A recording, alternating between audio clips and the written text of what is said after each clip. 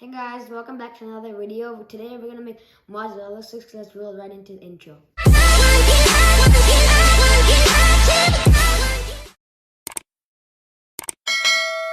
So we're gonna preheat the air fryer at 365 degrees for a few minutes. A few minutes later. Now the preheat finished, so now we're gonna take it out.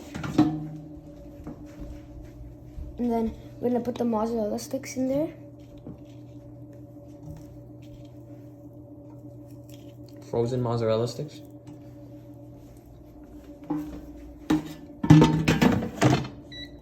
Now we're gonna put it at 365 degrees for 6 minutes, and then we're gonna start it.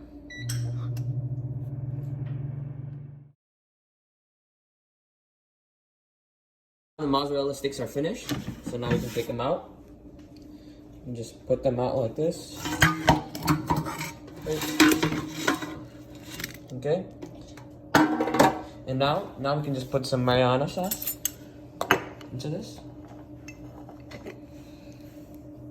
Yep. And now you can enjoy. Bye. Thank you for watching our video.